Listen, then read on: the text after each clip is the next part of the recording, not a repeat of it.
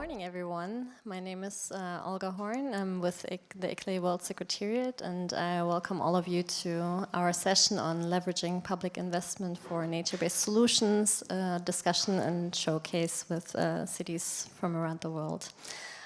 First, some housekeeping rules. Sorry, can you go back? So for everyone that's streaming or joining us online, for this session we actually have enabled a chat function so that people that join virtually can also pose questions to the panelists. So on the website where you stream, just below you actually find a window where you can insert your name and then join so that you can pose questions via the chat. Next slide. Yeah. So today we have here with us 3 speakers that join us in person. So we have Oscar Rojas from the Bucaramanga metropolitan area in Colombia. We have Angela Guirao from Campinas, Brazil, and we have Luis Tejero from the city of Madrid in Spain. And then joining us virtually, we have Marianne Sanderson from Aarhus University in Denmark, as well as Precious Stone Raputsoa from Waterberg in South Africa. And this session will be moderated by myself and then Daniela Rizzi from ICLEI Europe. So this session we're organizing collaboration with the Interact Bio project, and this is the session agenda for today. So first we'll have a bit of a contextualization on the topic of public investment for MBS. That will be done by Daniela. Then we will have presentations from 3 cities, followed by a Q&A. Then we'll have another presentation by 2 cities, and then a Q&A, and then a short wrap-up. So just on the Interact Bio project that we're organizing this in collaboration with, so that's ICI-funded project that has already been ongoing since 2017. It focuses on cities in the global south and specifically on how to enhance biodiversity and nature-based solutions in city regions. And so actually Angela and Oscar, both of their cities are part of this project, as well as Waterberg, so Precious Stone that will join us virtually. Great, then I'll pass it over to Daniela. Yep, thank you. Yeah, so before we hear from these amazing cities here today, I would like to do a little bit of scene setting and talk a bit about some points related to public investment for nature-based solutions. This presentation has probably had too many bullet points. I'm going to pull out some of them for the scene setting. As we know, there is a lot of lack of funding for nature-based solutions still. Although the public sector represents the majority of funding for NBS, we still, compared to other agendas, other topics get the budget when they compete with nature-based solutions. So this is pointed out as a common barrier for NBS. It's also relevant to say that, of course, it's about a little bit the art of, collaborating with different sectors and departments to create opportunities for funding and, maybe sell it for them as, opportunities for job creation, economic development, so that nature-based solutions can, get the funding from different pots. Apart from municipal budgets, of course, there is the possibility that local governments can consider regional, and here we're mentioning European levels of support, but in the case of South America, that would also be, national level support. In the case of Africa, also national levels. And we have to be aware that it's really important to consider nature-based solutions, maybe not framing it only as an environmental contribution, but also it includes governance, it includes participation, knowledge, and it goes also beyond economics, of course. Maybe some points here to make the case for NBS. It's usually we get, let's say, a bit of mistrust because this is an umbrella term, and some people say, oh, you can pack anything under a nature-based solution. So there's still a lot of, let's say, doubt there in that sense. And I think it's very important to come back to the definitions of nature-based solutions. We have now the one from UNEA as well, apart from the one from IUCN and from the European Commission. We have UNEA, which is a definition that is very well known worldwide now, and not only the definition itself, but it's about backing up information with data, so that people can take us seriously doing this work. It is important to make the case for nature-based solutions to do cost-benefit analysis. Think about the long-term cost savings that can be achieved through nature-based solutions. There's also a lot of opportunity for job creation. There are many advantages, also economical ones, compared to conventional infrastructure. So there are many studies out there. We should always, back up our arguments and narratives with these studies that are doing comparative analysis of costs and benefits to grey infrastructure. There's also the importance to highlight the position of research, so that we can make sure that we have people capturing the whole impact of nature-based solutions through serious publications and data. Of course, this is also a way for you to approach your colleagues in other departments and sell the NBS case. Also, it's important to align nature-based solutions with overarching, let's say, goals of the city. So not treated as something that is isolated. I'm coming with an NBS idea out of nowhere. No, your narrative has to be really, anchored in plans and in the whole policy framework discourse that will give you more, breadth and more. People will have more trust if you show that it's not about one political period and somebody that is pushing for that, but it's about a long-term vision that is anchored in a long-term planning agenda. Also, as we heard here in the Clever Cities conference and from all the sibling projects from the panel before, of course, the point of engaging communities is really important. And this is important for making the case for NBS because it's a way to multiply the whole discourse. So they can bring this down to their neighbors, they can bring this down to their stakeholders, their networks. So it's a way to, make the case by disseminating NBS. Share success stories, case studies, emphasize NBS as being able to address unique challenges for the city, and many departments can contribute. In terms of really boosting budget now, because we see a lot of cities saying, oh, I would really like to do this. Also in South America, in Africa, cities are struggling. Where should I get the money from? I find this fantastic, but how can we make this work? We have champions here today to tell those stories. But here's some points. It's very important to demonstrate the economic viability of nature-based solutions. Of course, shifting from this thought that conventional infrastructure can solve everything, and show that nature-based management can really lead to cost savings on the long term. And make here there's one point that says NBS can be more cost effective than conventional infrastructure, with estimates suggesting they can be 50% cheaper.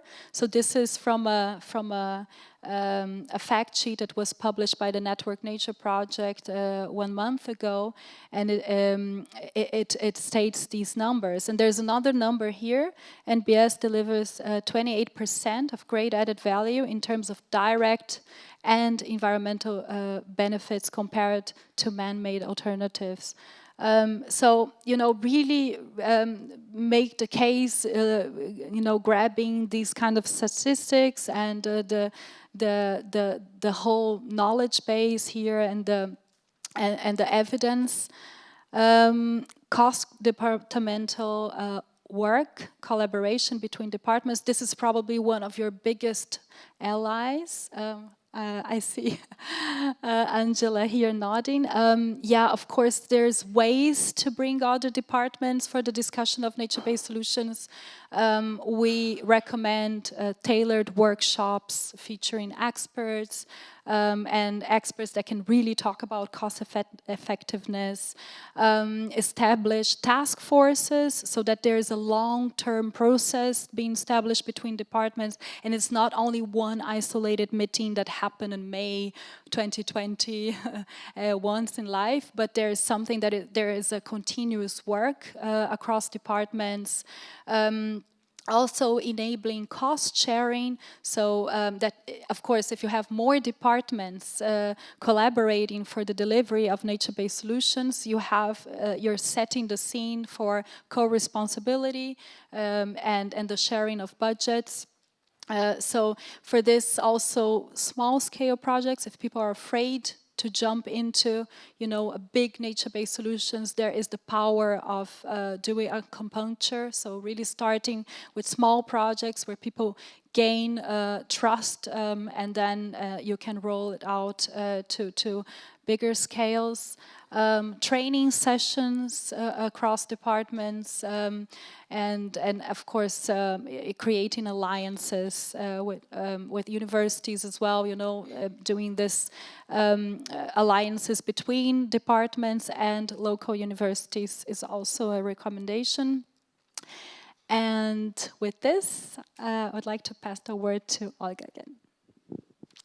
Great. So now I'd like to introduce to you more formally Oscar Rojas.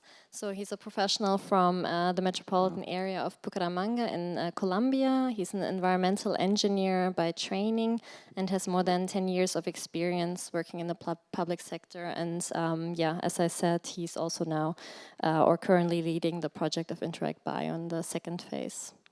So over to you. And maybe, so we first wanted to have this as an interview style, but instead I'll just give the word to Oscar. So we've asked all of the cities to respond to 4 key questions. So first of all, we want them to tell us a bit more about their city. Then we want them to tell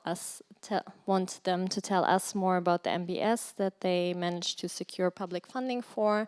Then continue on elaborating which model or approach they used to be able to secure this public investment, and then also share what worked well and what was challenging. So Oscar, over to you. Hello everybody, thank you so much for the invitation. I don't speak English fluently, so my partner Daniela will help me with the translation. Empiezo como saludándome. Okay. Bueno,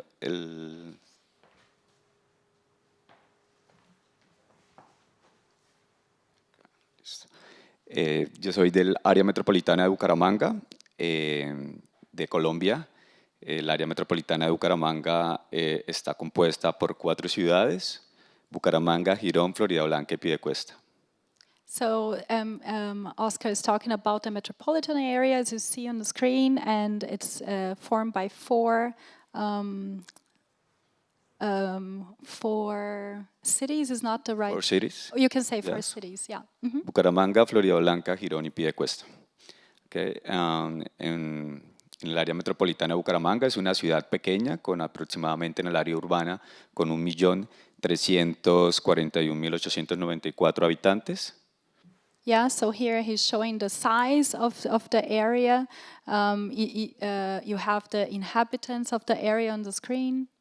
Tiene una particularidad que el 94% del área es rural, pero en el 6% vive el 94% de las personas. Yeah, so you see here that 94% is actually it's more of a rural area than an urban area, but you have people living in 6% of the territory. ¿Ya? La mayor cantidad de personas se centra en el área urbana como tal. Yeah, in the urban area, of course. Yeah, the small urban area. Yeah. Ya. También es llamada la ciudad de los parques. Tenemos aproximadamente en el área metropolitana de Bucaramanga alrededor de 400 parques en el área urbana. Wow, this is a really park-friendly city, a very green city. So they have about 400 parks in the territory. Bueno, ya entrando como en la parte principal, yo creo que antes de pensar en temas de soluciones basadas en la naturaleza y en proyectos como tal, creo que es importante la planificación. Yes, and then entering the topic, more important than you know just jumping into it, it's important to consider the planning background for nature-based solutions. Desde la planificación es donde nosotros podemos pensar en cómo vamos a construir el área metropolitana, en este caso Bucaramanga, cómo queremos un área metropolitana. Es por esto que nos hemos centrado en estos últimos años en la planificación. Tenemos varios instrumentos de planificación en los cuales voy a hablar un poco. So he will present here the planning instruments that they have been using, which are relevant for nature-based solutions. Actualmente contamos con el Plan Estratégico Metropolitano de Ordenamiento Territorial, el Plan de Desarrollo Municipal, una política pública ambiental, un manual de silvicultura urbana y el primer plan de acción en biodiversidad para Colombia a través del proyecto InteradBio Fase 2. So you see here in the screen that they are working with a strategic plan for ordering the territorial area, and they're also working with municipal development plans. There is an urban forest manual, and there is an environmental public policy. But the Interact Bio project, the phase 2 of it, was also very important for what he's going to present here today. Lo más importante de todos estos instrumentos de planificación es que pudimos articular proyectos en soluciones basadas en la naturaleza, que es la primera vez que se pueden incluir este tipo de proyectos en estos planes de ordenamiento territorial. So this framework that he just mentioned actually made it possible for them to include nature-based solutions for the first time and consider the 6 main axes. Dentro de estos 6 ejes principales contamos uno que es con biodiversidad, que es el más importante dentro de esta política pública ambiental, y uno que es de planificación ambiental que va articulado con los demás ejes. So he's highlighting here the biodiversity and ecosystem services axis, of course, and the environmental planning axis. La importancia de esta política es que dentro de la planificación o dentro de las estrategias que formulamos se van a incluir en los planes de desarrollo municipal por primera vez en el área metropolitana de Bucaramanga. So the first time they're going to use really the development plans for the city to include them in the city planning. También contamos con el manual de silvicultura. Este manual nos permitió a nosotros conocer el estado de la biodiversidad dentro del área metropolitana de Bucaramanga y decidir cómo vamos a planificar a 10 años el territorio. So they use here this manual, the urban forestry manual, to really take stock of the biodiversity and everything present there. And this is used as a basic instrument for the biodiversity planning of the area. Contamos con el Plan Estratégico Metropolitano de Ordenamiento Territorial. Lo que queremos en este plan, que es también a 10 años.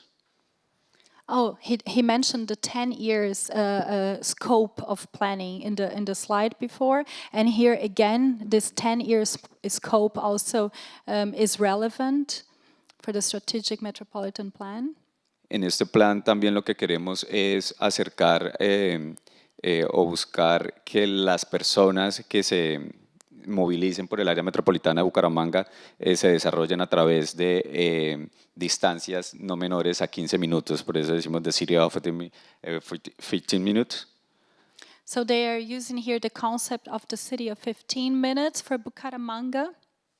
Es por esto también que este plan nos ha permitido a nosotros obtener recursos para desarrollar proyectos que ya están financiados para temas de biodiversidad, soluciones basadas en la naturaleza y servicios ecosistémicos. So this is an important planning framework because they were able to actually draw resources through this metropolitan planning for ecosystem service, for biodiversity, and for nature-based solutions. Otro instrumento importante que estamos en ejecución actualmente es con ICLEI Colombia, que es el Interact Bio Fase 2. They're working with ICLEI Colombia in the Interact Bio Phase 2 of the project. Es el primer plan de biodiversidad que se formula en Colombia, el segundo en Sudamérica, el primero fue en Brasil. Entonces, para nosotros este proyecto ha sido bastante importante. It was an important project because it's the first biodiversity plan that they have with this scale in Colombia. The first one was realized in Brazil, but they are very happy that it could, launch this whole plan, biodiversity action plan for the country. Con estas estrategias que estamos formulando este plan de acción, van a ser incluidas dentro de los planes de desarrollo municipales de los próximos 4 años. Oh, so this planning framework is going to trickle down to the municipal planning for the next 4 years. So it's going to set the stage for all the more local government planning. Para el nuevo periodo de los próximos alcaldes 2024-2027. So for the period of the political period of 24 to 27, this 4-year period, these plans are going to be developed for that period. Entramos como en la parte de cómo hemos podido nosotros atraer recursos para la ejecución de todos estos proyectos, que ha sido a través de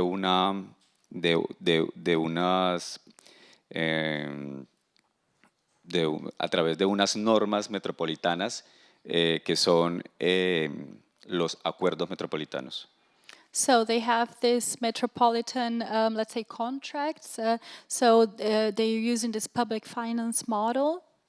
Estos acuerdos metropolitanos nos permiten obtener recursos de los 4 municipios que nos aportan de acuerdo a los proyectos que estemos ejecutando. So they can drive from, the 4, not districts, but cities, as we said, and at the start, and they can see how they use the budget. So they have a little bit more flexibility there, considering the 4 budgets. Dentro de este modelo de financiación hemos podido asegurar recursos para 2 proyectos importantes que estamos en ejecución, que es uno corredores verdes de aproximadamente 20 kilómetros que une 3 ciudades. So they were able to get resources for the green corridors. They are connecting 3 cities. Yes. 20. And there are how many kilometers? 20 kilometers. Yeah. Y aproximadamente 10 huertas urbanas en los 4 municipios del área metropolitana. And they're also rolling out 10 community gardens in all 4? Yeah. Yeah, all 4 cities.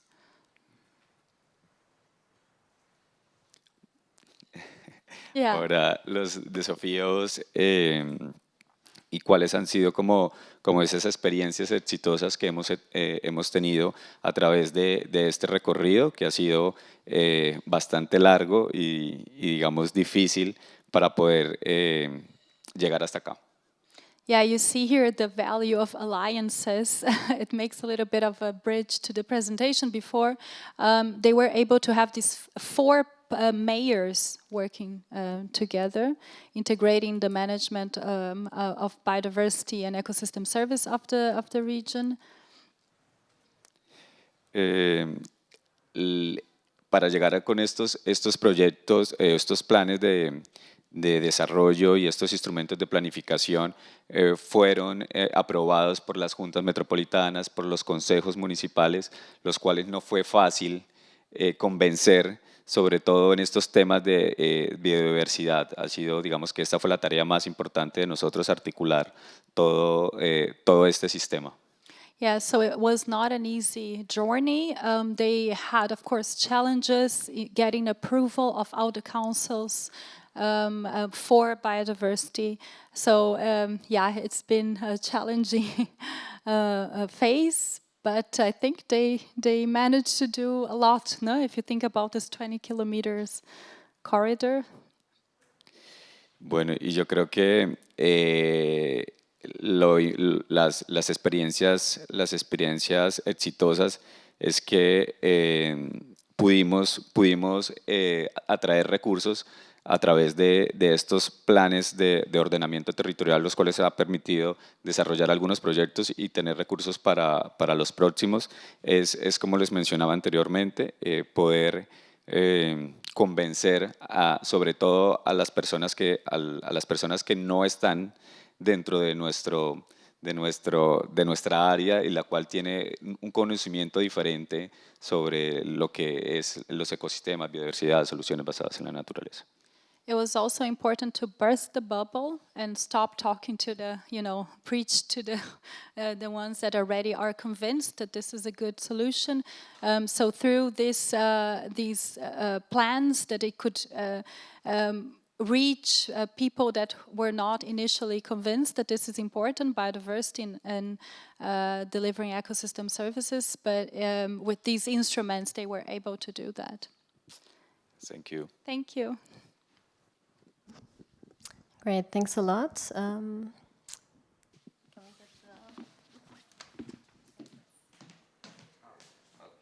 perfect. You want to do the... Great, so up next we have Marianne Sandersen from Aarhus, Denmark, or that's where she's located.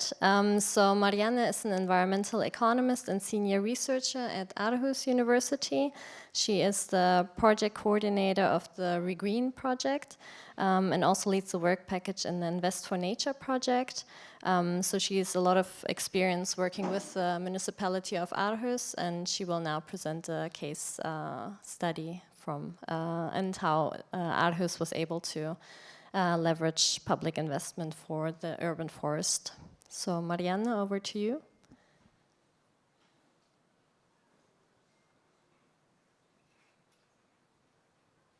Sorry.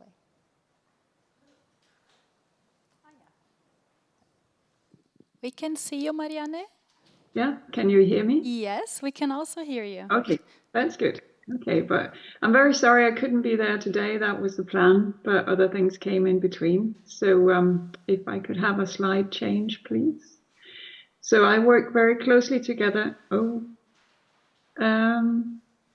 Yeah, thank you very much. I work very closely together with Aarhus municipality, and that is the second largest city in Denmark, with about 362,000 inhabitants in all of the municipality. It's, as you can see on the right side, it's actually an interactive walkable format we developed in Regreen. It's 5 times 8 meters large, and if you put that on the floor and walk on it, it does something to you to have a map to walk on. But here you can see that the city of Aarhus is out to the coast of Denmark. And there's a lot of agricultural land in the municipality. About 60% is intensive agricultural land. but 11% is forest. The city covers about a quarter of the municipality, and nature and protected nature and water bodies only 6%. And there's a range of challenges that the municipality is facing, and it's a lot to do with water.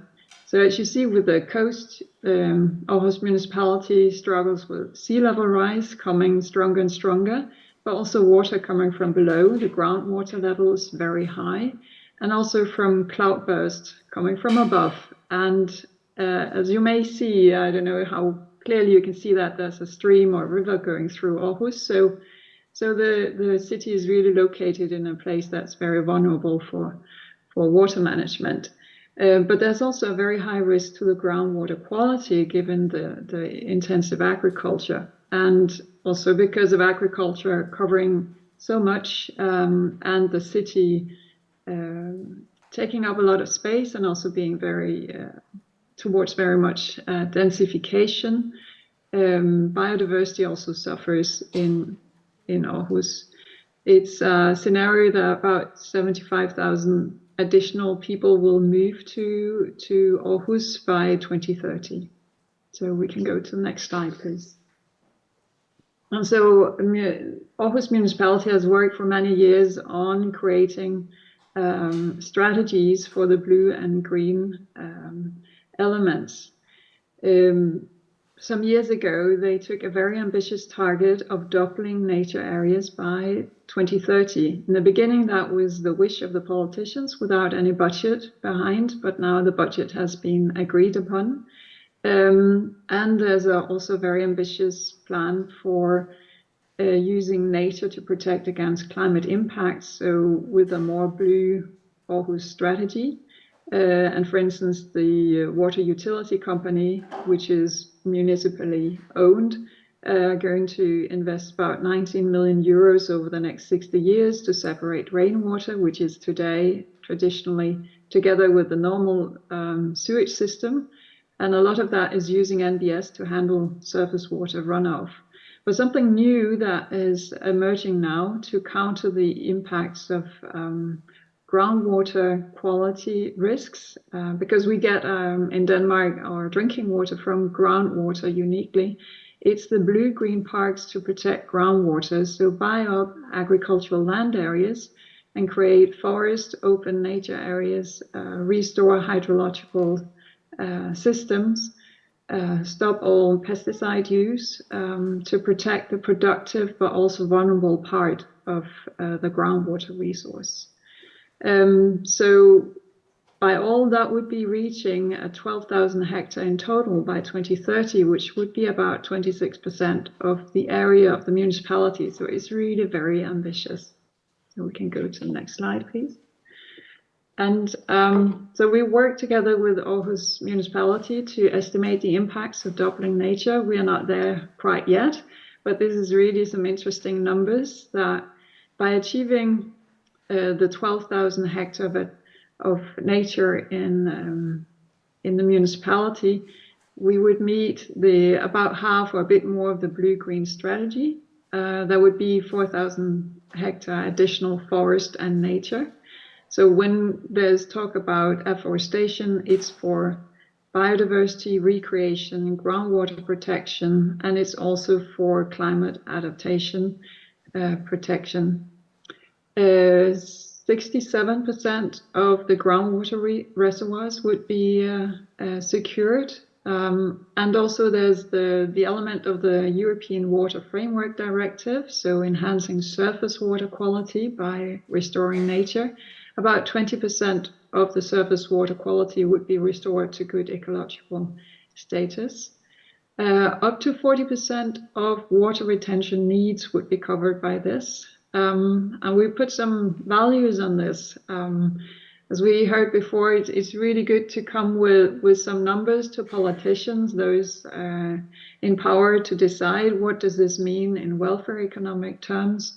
And for instance, these additional recreational opportunities would equate more than or close to 100 million euros per year.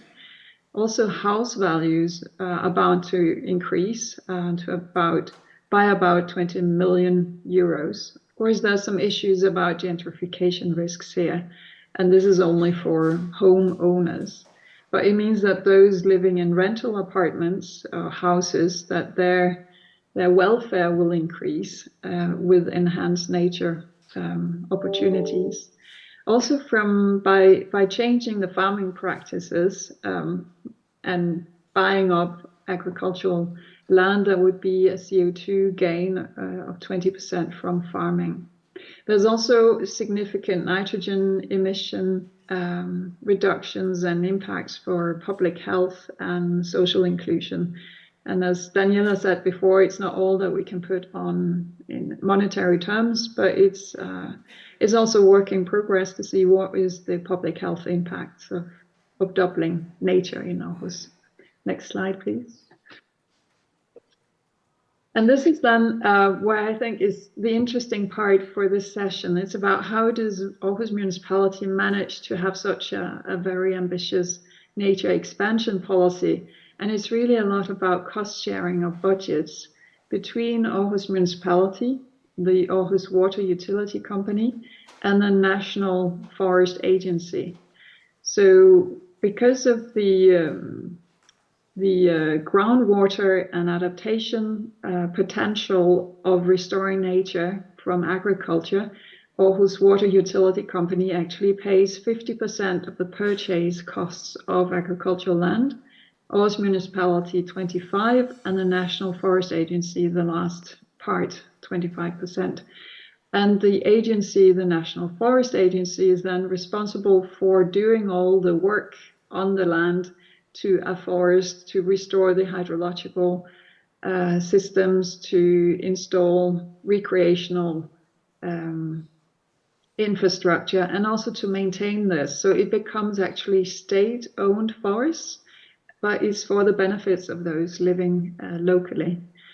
And the municipality has an annual municipal budget, about 336,000 euros for afforestation. And something new in terms of these blue-green parks to protect groundwater, and in order to enhance the ability to purchase agricultural land, the municipality has recently decided to create a land purchase foundation where they put new 4.7 million euros in there. And when those are depleted, more funding will come. And the reason for doing that is to be able to be very agile and very fast within a municipality. To be able to buy up agricultural land on the market, you have to be quite fast compared to other farmers or investors who want to invest in land. So by this setting up this land purchase foundation and having some very clear criteria, what are we going for, what are the areas we are interested in, they are able to act quite rapidly. And then we come to the last slide.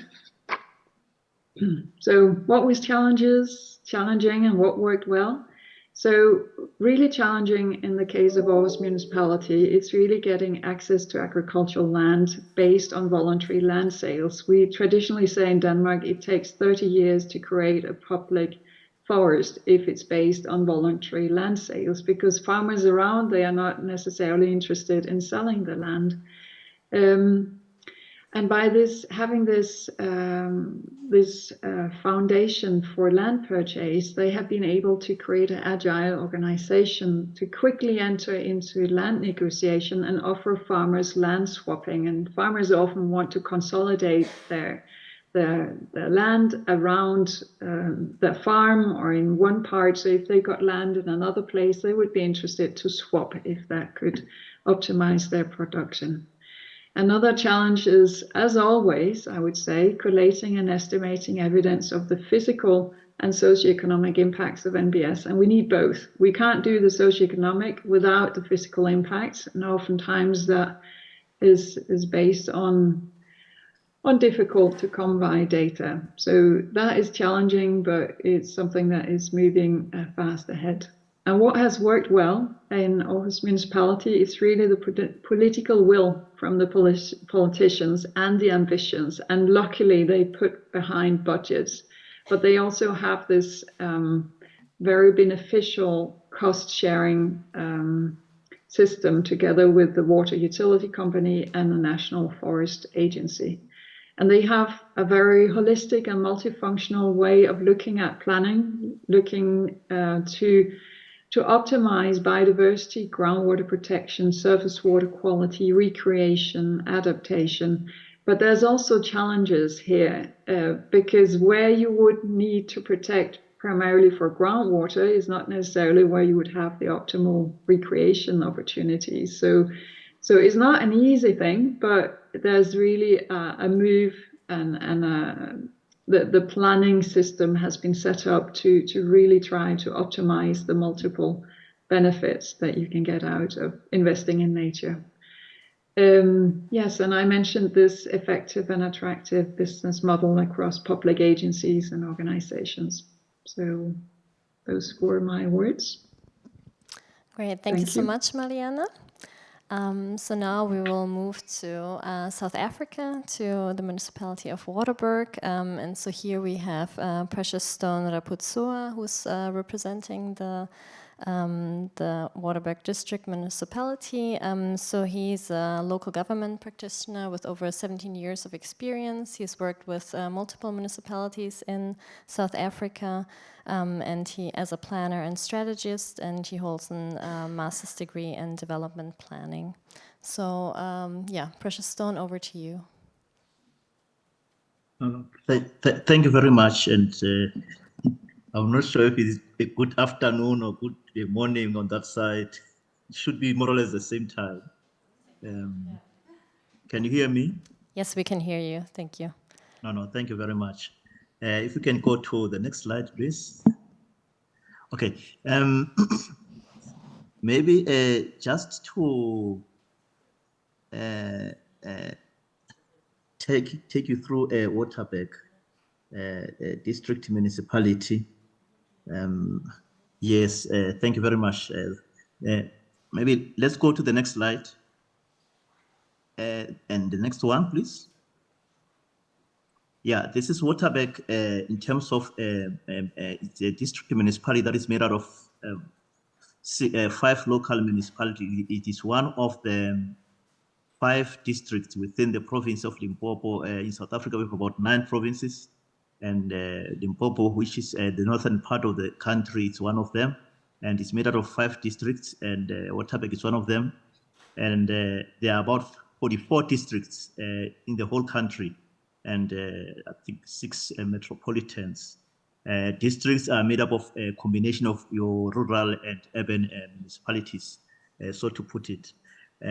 So in Waterberg, we actually, the name comes from, it's more water, it's water, and a berg, it's mountain. So that means it's a place of a mountain made out of mountains of water. But characteristic as well of Waterberg, it has quite a number of, it's endowed with minerals. Actually, within, as you can see there, the Mogalakwena local municipality, that's where you have the biggest platinum deposits all over the world, or in the whole world. The biggest platinum deposits are found in that municipality there. That's where you have your Anglo-American with the biggest mine operating there. And then you on the corner there, you have Lephalale. That's where you also have the biggest or the largest coal deposits in South Africa.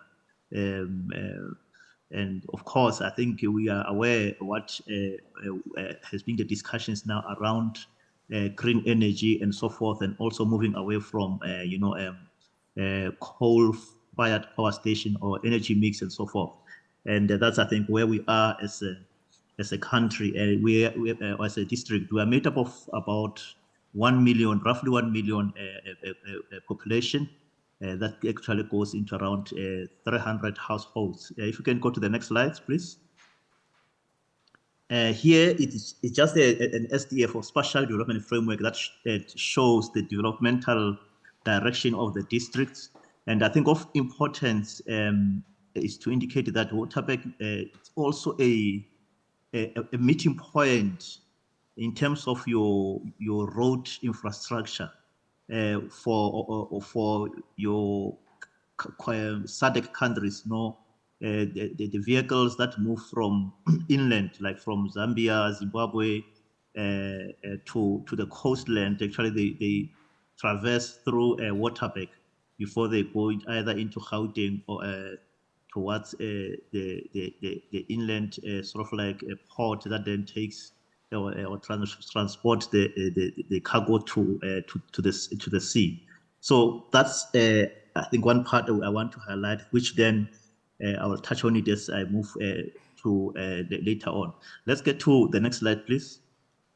Now, Waterberg, this one I will deal with this slide and the next one, which is about 80% of Waterberg is a classified or designated area for UNESCO biosphere, which then actually becomes quite important in terms of our discussion today as far as ecosystem is concerned or biodiversity, in that we are the larger part of our municipality is actually protected.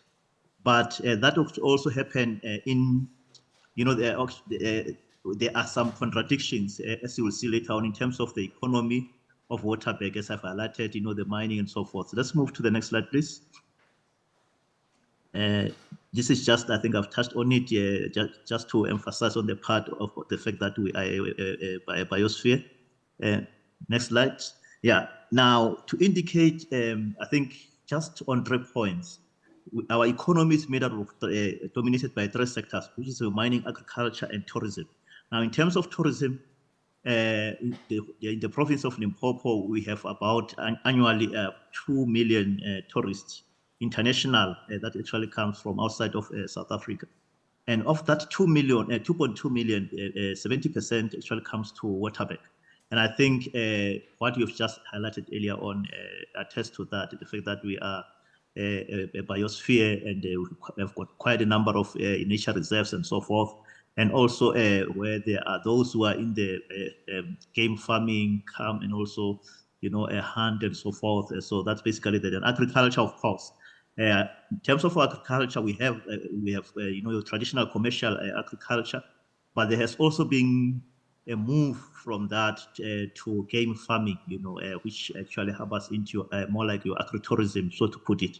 And of course, the mining, as I've touched on it. So you'll appreciate it, therefore, that the two, the agriculture and mining, in essence, there are contradictions in terms of what is happening. For example, one of the municipality, Thabazimbi, which I think you might have seen there on the slide, it is referred to as one of the former mining town or a ghost town, where you used to have Kumba iron ore resource, actually, where there was a massive iron resources that were mined in that area. But of course, due to government failure, perhaps to enforce or ensure prior that the mine adheres to the rehabilitation planning so as to avoid the aftermath of mining, the town actually is now more like a mining a ghost town, and we are looking into other ways of actually making it to be livable and enhance sustainable livelihoods for the communities. Of course, leveraging more on the side of nature, because there are quite a number of nature reserves into that area. If we can move to the next slide. So next slide, please. Yes, so I think that that's what I was touching on Thabazimbi, just to leverage on the competitive advantages into that space, to say what are the competitive advantages of each of these municipalities, to ensure that beyond the economic aspects that tend to be destructive in nature, we put more emphasis on those that are nature-based and that actually are going to ensure sustainability of the communities within those spaces. So as you will see, the competitive advantage are more around those ones. And we are very much happy that ICLEI South Africa has actually identified Waterberg as one of the its pilot and we are working on developing an implementation plan to identify quite a number of projects that can then actually fall within the category of nature-based solutions, and then engage with different potential partners towards funding and implementation of those. And I think within Waterberg, the good thing is that, as you'll see later on, even the private sector is so much keen to come into the party, you know, over and above what government is doing. So that is a plus for us, but we need to then be able to put our, put good planning in place that can actually be able to put a good business case that can be embraced by our social, corporate partners across the district. Thank you. If you can move to the next slide. Now, this is what I was thinking about in terms of perhaps maybe before I just to add, because I think you'll be interested because I rushed on that one. One of the key projects currently that we are working on in terms of nature-based solution, it's quite a number, but from the government perspective, it's actually we have categorized within the context of green development, where we actually have put sort of like incentives as municipalities, as and when builders or construction companies actually are building, to if they actually use green materials, or to ensure that we use less of you know, conventional energy and so forth. We are able to also contribute towards carbon, the reducing of carbon emissions through our infrastructure. So there are those kind of incentives. For example, where if you, we have buildings that are actually built through concrete that actually are climate sort of like friendly. You know, there are those concretes that you may not need a heater or air conditioning to cooling, or, you know, heating the room or the house, you know, during different climates. It's actually sort of like respond naturally in terms of the conditions. Also to optimize the use of sunlight other than, you know, your normal lighting, and also you introduce the retrofitting lighting, where which actually are motion sensing, to also to save a lot of energy, so that then you don't have to really demand more energy from the traditional energy from electricity that is coal powered. As we are working towards, I think, as you'll be aware, that South Africa is one of those countries where there's been quite a huge funding in terms of migration from coal-powered generation to, you know, renewables. Of course, that on its own has its own dynamics. And also, another key project, it is that we have which is also national. That one, it's driven from National Infrastructure South Africa, but it's that of Mokolo Crocodile River augmentation project.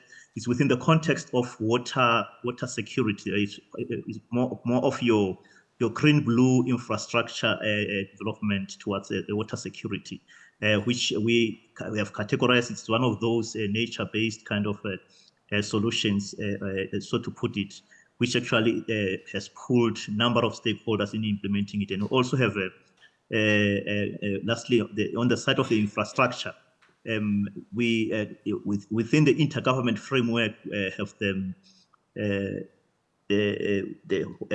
agri-villages or agri-parks, whereby we have identified each of those municipalities I was showing you there to roll out the agri-parks in partnership with the province, so that we then enhance capability of infrastructure into those spaces, as well as encouraging the gardens, vegetable gardens within our schools, and as well in our urban areas, encourage those vertical agriculture and so forth. And as well as in our towns, just in relation to what I touched on earlier on green development,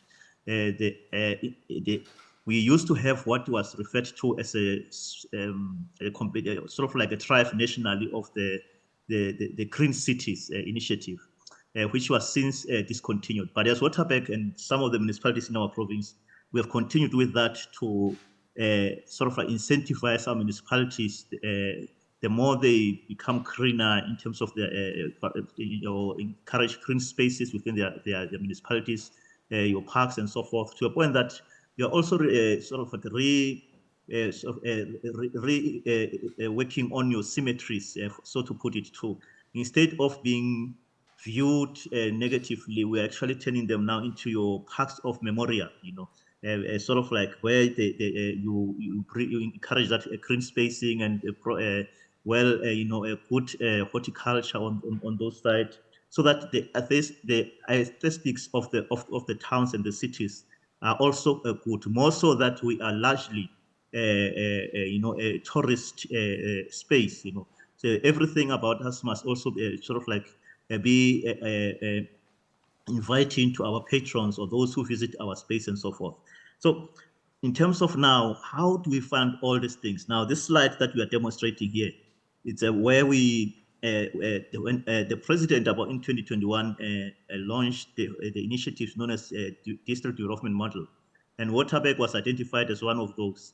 Now, the overarching objective of this model is to drive government in its entirety into one plan and one budget. That means anything. If we talk about issues around environment, let's say in Waterberg space, Waterberg should be the anchor space, and the whole of government must actually join Waterberg in as far as that is concerned.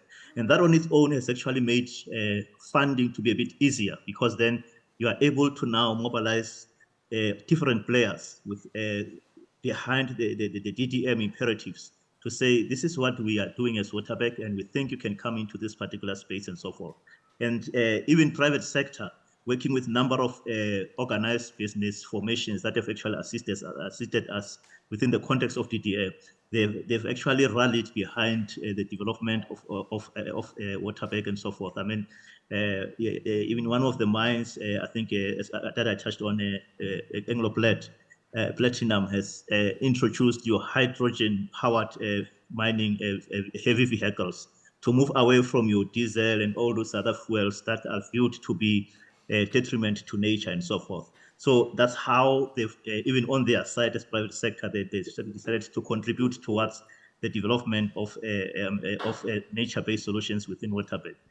If we move to the next slide, in as far as challenges are concerned, there has been quite a lot of challenges in terms of, I think it's a common thing, the issues of funding, also issues of awareness amongst different stakeholders, members of the public, to ensure that they buy into it, even the legislatures as well, to ensure that they understand the change that it's no longer as we used to do things before. We are forced by where we find ourselves from the climate change perspective to then use nature to be able to begin to heal itself from what we actually are doing as humans.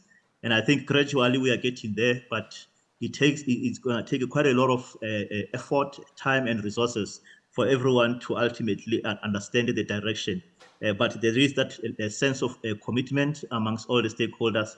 It's also just a matter of us being able to mobilize more resources to then start even at your school levels to ensure that the understanding is there that nature-based solutions are the way to go if we want to change or to arrest the decline that is actually happening in our country. Just to say, recently in Waterberg, about 3 weeks ago, we had very massive fires as a consequence of, I think, the climate change, which really destroyed close to around 60 houses within a number of game sites, and killed a number of also a game in those areas. And these are some of the things that then gradually, as stakeholders, as business and everyone else see these impacts of climate change, they begin to then understand and take how we ought to respond differently and with more kind of cooperation. And I think that in a way has actually, we have seen that seriousness when everyone joined their hands to try and respond to that. And also the good aspect of it, your insurance companies have partnered with Waterberg in terms of a number of initiatives to try and define or mitigate against risks and so forth, because they know if you have a number of large claims coming within the, let's say, Waterberg, that is more sort of like to their loss, and therefore they would like to minimize that. And they have also invested quite a lot in terms of assisting Waterberg to come up with the solutions that will actually ensure that we are resilient, we are adaptable, and therefore minimize claims on their side as well. So that's Waterberg, and that's how we are actually responding and implementing nature-based solutions. And I think once we have finalized our work with Italy, South Africa, we should be having a comprehensive implementation planning as far as a number of nature-based projects or solutions, and which would actually maybe ready to be funded from different stakeholders in and within the country. Thank you very much. Great, thank you so much. So now we want to see if there are any questions from the audience for those three panelists.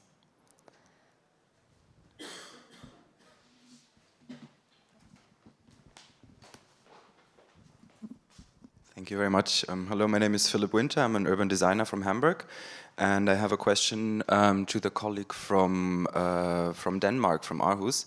I found it very interesting. Can you hear me? Yes. Okay, I found it very interesting what you said about your project about the land acquisition, where you acquired farmland from the city. And I would like to know more about that. So did you publish the plans or the lands that you wanted to acquire before you went out there to the farmers? And did this lead to maybe an increase in the asking prices in the land value? So was there, were there farmers that said, oh, the city wants to buy it, so I'm going to wait a couple of years until they pay more? And also, how did you react to it? Because you mentioned in one of the challenges that you were facing, it was the creation of an agile organization that could facilitate the land swap. So I would like to know more about this organization works and how you reacted to, market values, market prices with a city or a governmental organization. Thank you very much. Just to say, I'm from the university, so I'm not involved in the actual negotiation with farmers. The main challenge for the municipality is the expectation of farmers that their farmland might be developed for urban purposes. And then the price just 10 doubles. And so the asking price will go really high if they expect, or they'll say, oh, I'm not interested in selling because I expect in 5 years you'll develop this. So the municipality has worked very strongly on putting a lid on what areas should be developed for urban areas in future and what not. And so it's a lot about the personal relationship, sitting down, drinking a cup of coffee with farmers and saying, we are interested in developing this.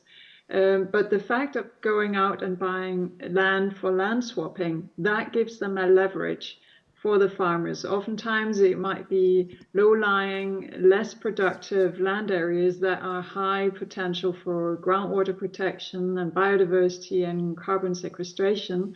And so the farmers, if they can get another land that is higher lying and more productive, if they can make the swap, they will do that. So it's trying to find these nice spots where farmers are willing to negotiate. But it's just generally a very slow-moving aspect. So as I said, it can take 30 years to have a forest together with all the parcels, but the municipality with this land foundation, they are able to speed up that because they can actually swap land and try and have land placed in more contiguous areas. So yes, I know it's a bit of a dilemma about going out saying this is where we would like to have a future forest. The water utility company, they have published where they would like the groundwater parks. Oh, sorry, it's a bit of a noise.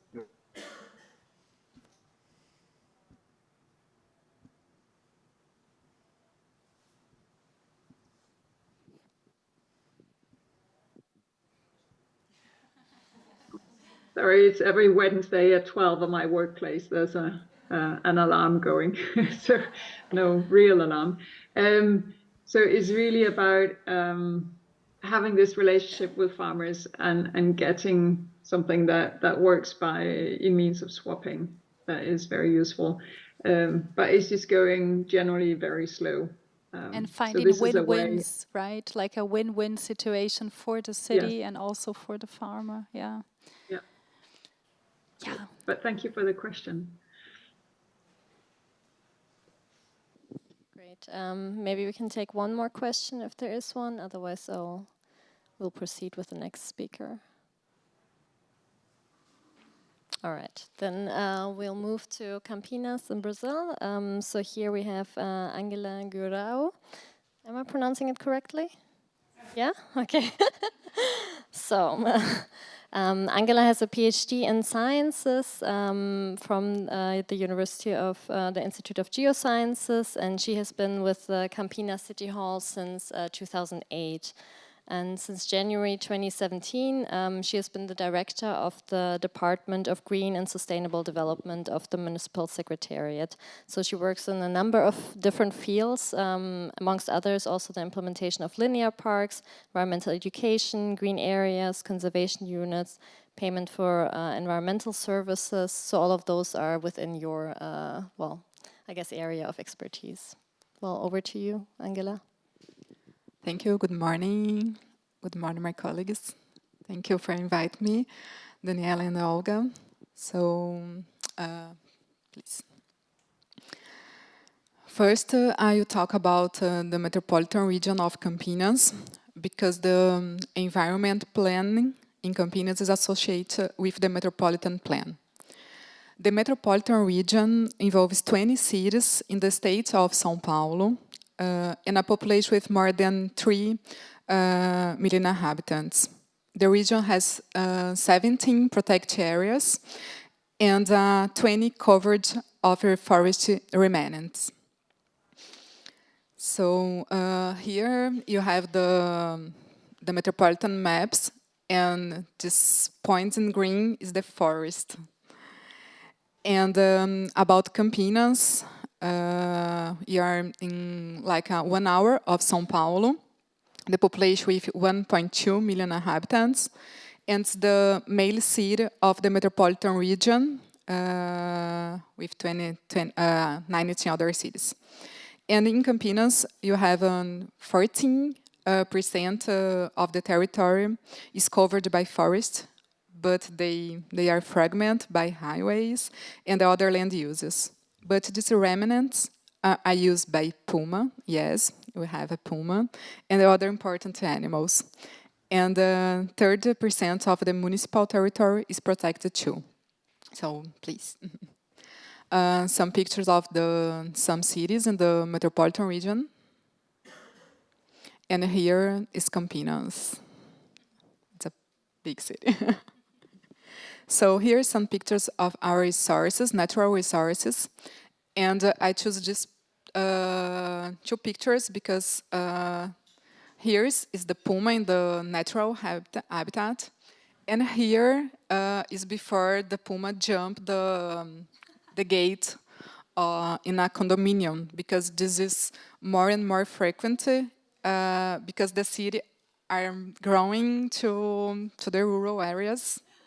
And this is very, very recent, maybe one month ago or 15 days.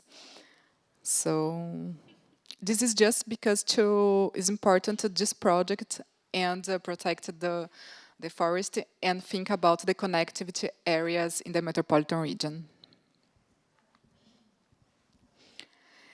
And the occupation process of the city and the metropolitan region, not only fragmented of the forest, but also covered springs and the rivers, impermeabilized the soil, and other common metropolitan issues.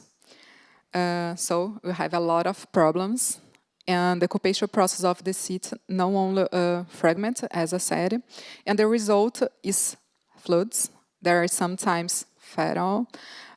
Periods of drought. This is the main river in the city.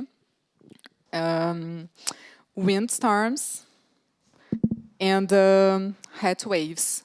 Yesterday, we did 41 degrees in Campinas in the beginning of the spring, and this is very, very high for this season. So yeah, I'm looking to stay here.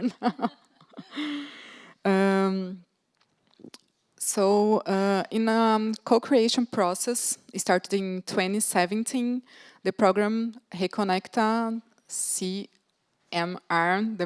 the area of the metropolitan region, metropolitan Venus, start with experts from the 20 cities to draw this connective area was defined to connect important areas, such as parks, protected areas, and water supply sources.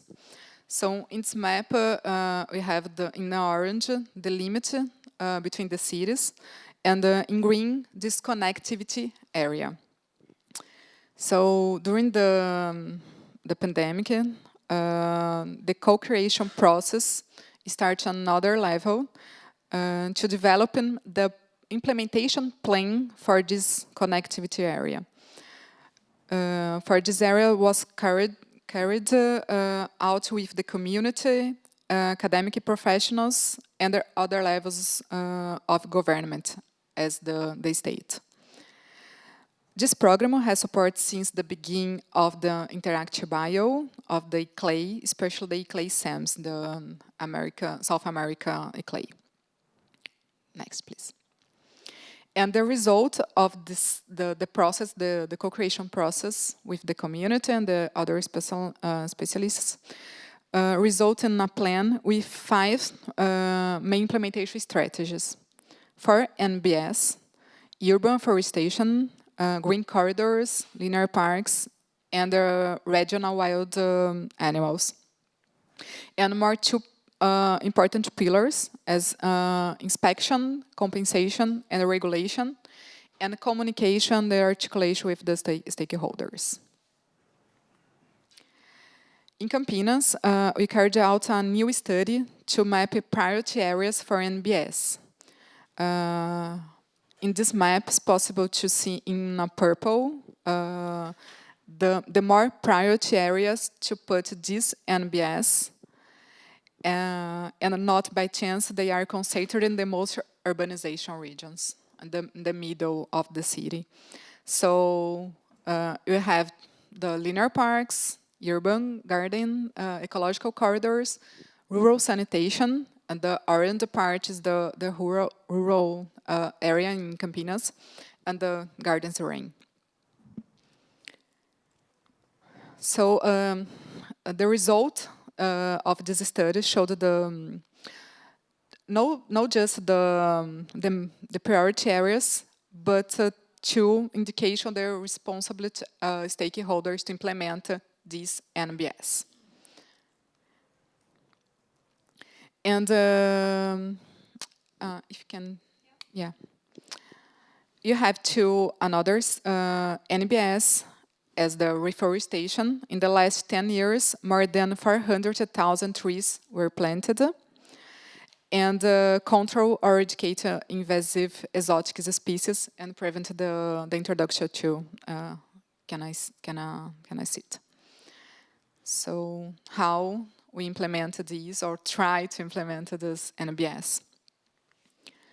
So each municipality finds different ways to implementation this NBS within the connectivity area, and we are still studying how to manage finance for several cities together. Bucaramanga has a finance for cities, and in Brazil it's not possible yet to have a finance for our cities together. Specifically in Campinas, we use different ways to implement. For example, for the linear parks, now it's the obligation of the private sector when approving a new neighborhood, implement the linear parks. But we are also seeking financing from national and international banks. For rain gardens, you carry out environment compensation for works that generate environment impact. For the rural sanitation, use conduct adjustment terms or the payment for environment services program. And here is important to say about the partners, as CLAY, GIZ, WRI, universities, who often support with the development for these projects, or facilitate communication with the potential funding agencies, or give us the opportunity to be at like this conference too. So what was a challenge? First, how, among so many other projects or the important projects in a city, can the political choice for finance by NBS? This is the first question, and it's a long way to do this and to talk with the high level inside the city hall. But you are designed this way. And two, even with a qualified team, developing NBS projects and estimating costs, as well as their co-benefits, has still been a challenge. And we need a specific team for these projects, and we don't have. And three, how to finance intermunicipal projects. But the positive side, can I mention first, you are managed to disseminate NBS concept to the other departments as public service, infrastructure secretary, and the urban planning secretary too. This is the, like, broke the barrier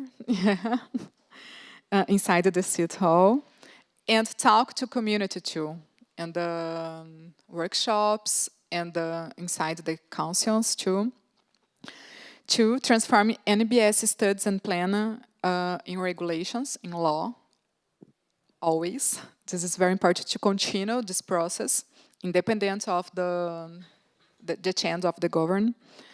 And defining and monitoring indicators, establishing and expand partnerships, knowing how to take advantage of opportunities, and integrate the sector planning and the public policies. So, thank you. Great, thank you so much. So last but not least, we have Luis Tejero from the city of Madrid, Spain. So Luis is an agricultural engineer and has a master in city science. He's been working with the municipality of Madrid since 2005 in a variety of different departments, but most recently he's now with the climate change policies department, where he focuses on adaptation to climate change. Okay, thanks. I see that we only have 2 minutes. Yeah. Oh my Gotta be brief. Well, good luck. That's the challenge. Okay, I'll try to go to the in 2 minutes. You already, well, it's very difficult, but try. Well, I'm going to explain something more specific that what is connected with what we have done in Madrid under the umbrella of Clever City. Well, I work at the Department of Climate Change, and we are pushing to spread, to develop nature-based solutions, the concept and the interventions in the city. So we are in a city, almost all of you know the city that is in the middle of the peninsula, Iberic Peninsula in Spain. We are the third biggest city in Europe, with more than 3 million in the inner city, and now 3 more surrounding. And well, just going to the point, we have, there's not that data information that we have 18 square meters per inhabitant in the city, which is quite good. We are over the average of the cities, even in Europe and even in the world.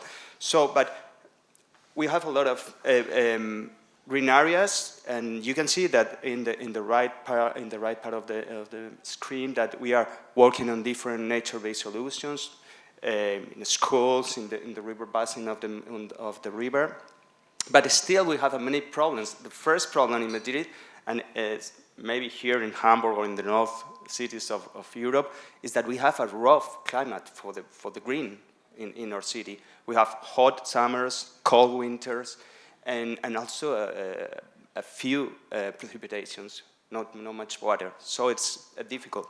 And also we have some problems, and you can solve that, some of them in this screen. The green areas are not well distributed. Most of them are in the north of the city and in the, well, and it's not an accident that they are in the wealthy place of the city, in the richest areas and neighborhood of the city.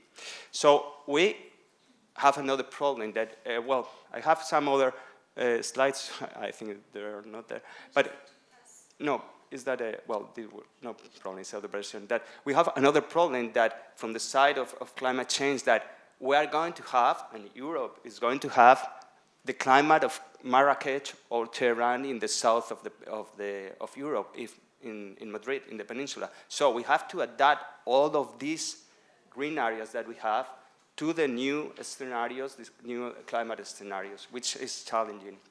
And the other thing is that it's a pity that we have that slide, because not all the green is functional for the city. Not all the green serves. It's not a question of quantity.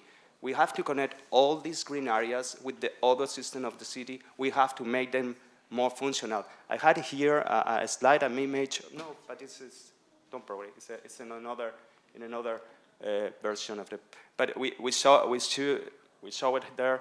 A green area in Brasilia, which is huge, but very homogeneous, not people there, not connected with the rest of the system. And we try to push another kind of green in the city, connected with the people, connected with the other system, with mobility. There are very close connections between green and mobility, and sometimes this is not evidence. Well, then we try to push to make something green in the south of the city as an exemplary case for the city. And we go there, you see that neighborhood that is lack of green, that is very hit-bitten by the hot during the summer, and we merge 3 different plans there.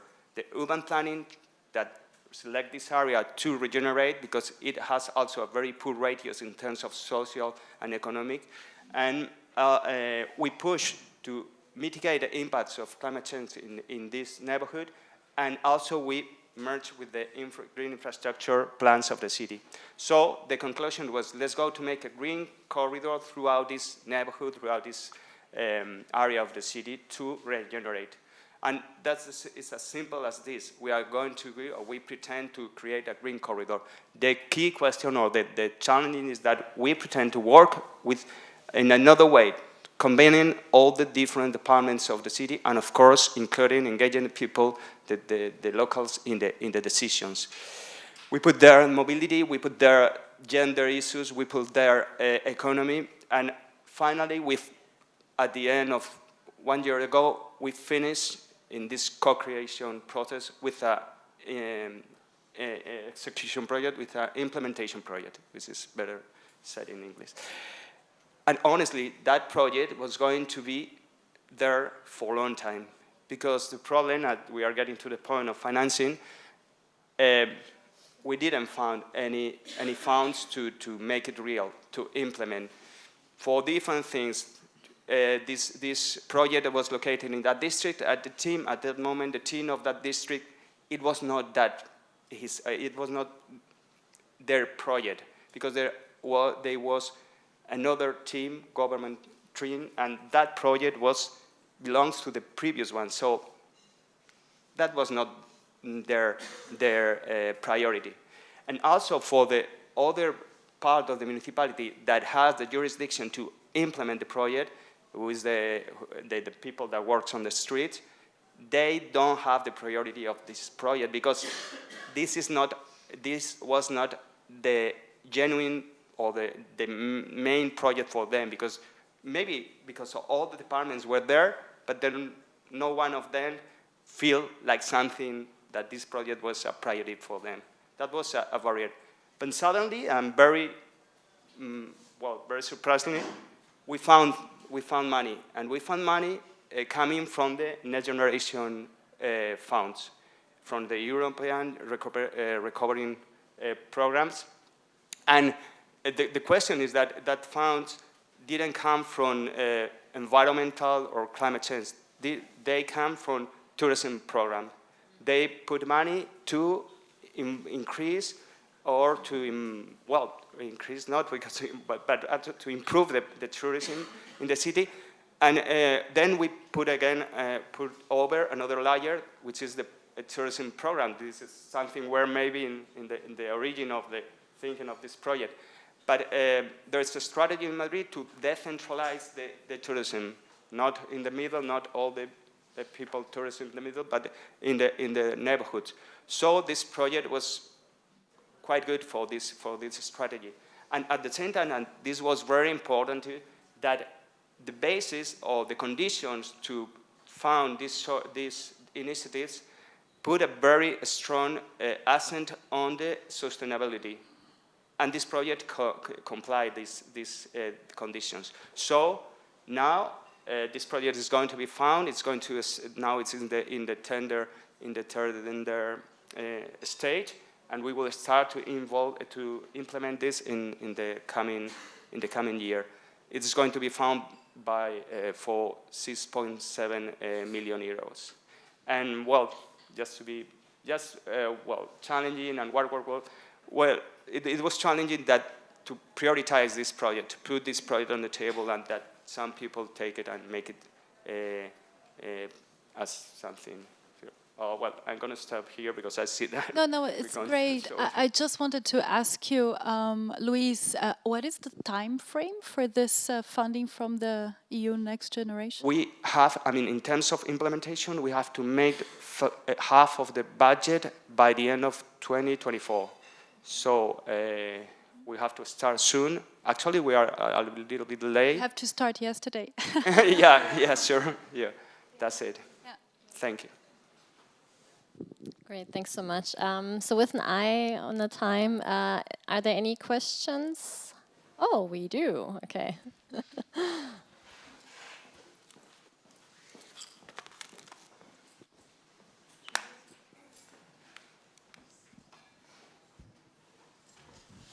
Thank you very much for your presentation, and I think you touched a really interesting point about the drought that we are having, and we are going to have even more in the future. So, yeah, we cannot, in my opinion, we always need to consider the water management as a very important part of regreening the cities, because the green needs water. They come together. So, yeah, the green cannot be part of the pressure that we already have a lot on the availability of water resources. So my question is, in Madrid, do you have any kind of nature-based solutions more related to water management, such as sustainable urban drainage systems, or maybe some treatment wetlands, or for more managing the water? Yeah, thank you for the question. Just briefly, first, maybe we have to shift or change that idea in at least in Madrid of green areas for yellow or brown areas. That's more accurate to our conditions. Of course, all this water management is key for us. Actually, maybe we have to look more to the north of Africa in terms of solutions than to the north of Europe, because it's more what we are going to deal with. But for instance, this project, this green corridor, is implementing urban sustainable drainage system. Of course, we want to change the way we manage the water in the city. Usually, any drop that falls there, we want rapidly put in the switchage system, and we want to make more natural. We want to make the city receive that water and keep that water like a sponge, I think, city. And that's is in the core also of the greening transition that we have to do in the city. The water is key. The project is going to start in January, I hope so.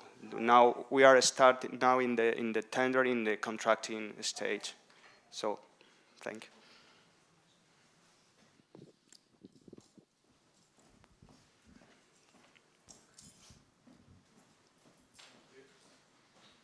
Thank you for your presentation. It was pretty good. And I have a question a little bit more in detail regarding to the financing part.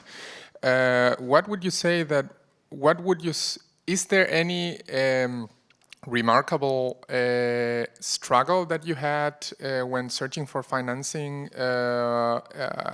I heard from your presentation that locally with the government didn't work, and you had to reach outside international contacts and resources. But in the process itself of searching for financing, what would you say that you struggle mostly? Well, that's the key point. We could speak a lot of that, but the thing is that we have been talking a lot during the Clever period about that financing.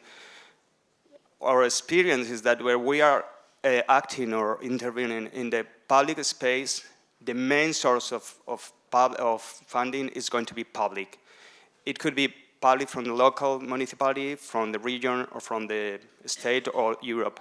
But mainly it's going to be public. I can find many real experience, structural experience, not anecdotic actions, where the private is investing in a public realm.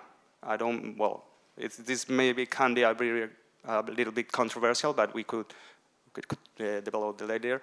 But the thing is that, in this case, we have the money sometimes in the budget, in the municipal budget, but the thing is that the priorities, maybe you are not deciding there. There are political goals, there are, many different. So the money usually is going to be public, and we try to look for the sources anywhere. Now in this occasion was the European funds for recovering and this tourism program. I don't know if I... Thank you very much. Sorry. Yeah, I guess it shows that we have to be a little bit creative, right, when we're looking for funding for nature-based solutions. So you saw many different models today from these different cities.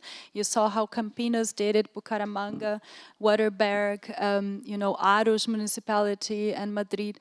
All of these cities, I think they had different models, and put their creativity to work, how to get funding for NBS. And of course, sometimes you are lucky getting it from the, let's say, European pot, and other times you don't have, like, for example, Angela and Oscar, they don't have that European, funding available. So they have to think about other instruments to how to do this. But we want to really encourage you. I think it's always about making the case for nature-based solutions and showing to other departments that we're not competing with them. It's not like either yours or my budget. We have to be smart to change the narrative and make sure that we can, unite inside a project different dimensions. Right, so that the health department is interested, the education department is interested, the infrastructure department gets interested. So we should not only do the NBS bubble, but really in terms of finance going beyond other departments.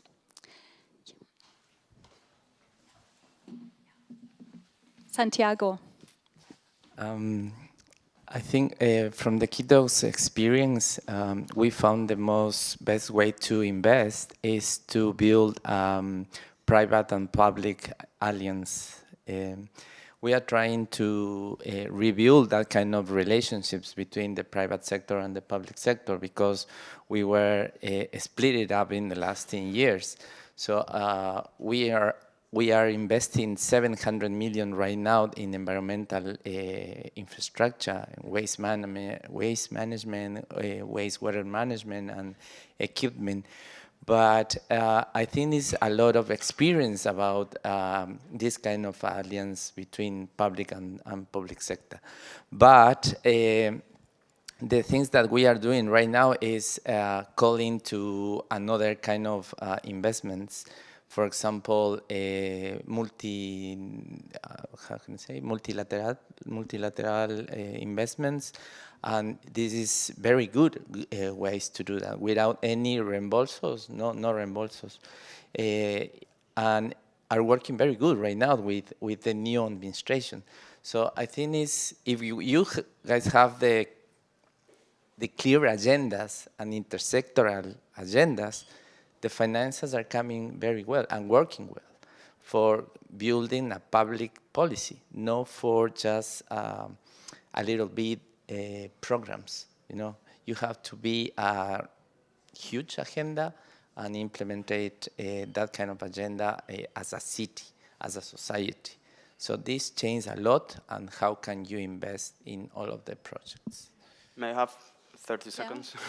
Yeah, from the point of view of climate change policies, for instance, solar initiatives or renewable energies is easy to find private investors and investments, and it's a line easy. Or imagine from the point of view of mobility, but in our experience, maybe we will have to develop the nature-based solutions which don't propose a return, a payback for the private investment. It's very hard. It's very hard, especially if you're talking in the public realm. If you're talking maybe in buildings, in the private buildings, like green roofs, there are many initiatives. But for the public, to create a green corridor, to create a park, for us it's very difficult. Many entities come to us, but always in that terms of being something social, marketing or something like that, not real structural change or projects for the city. I would like that. I wish in the future more entities, private entities will add that to work in the city, but for the moment, nature-based solutions in the public space are mainly found by public sources. Great, thanks so much. So if you want to continue the discussion with us, we will be hosting a series of webinars on access to finance for MBS and biodiversity, where we will also then look a bit more into private sector finance as well as innovative finance. So here you can see the schedule. We'll continue on the 15th of November on creating an entrepreneurial mindset for MBS and biodiversity within the public administration. So they are looking at business model canvas and sales pitches, so how to really foster that entrepreneurial mindset. On the 6th of December, we'll then look at nature-based enterprises and how municipalities can kind of foster and incubate those within their jurisdictions. Then we'll look into tapping into private sector investment for MBS and biodiversity, and then on leveraging innovative finance mechanisms, so also in terms of insurance or payment for ecosystem services. And we'll conclude with a workshop on getting MBS and biodiversity projects finance ready. And I do have a sign-up sheet here, so if anyone wants to leave their name and their email address, then we'll be happy to then send you the schedule and keep you in the loop. Thank you so much, and thanks to the panelists. I think, yeah, very rich, very nice examples. So, yeah, thanks so much.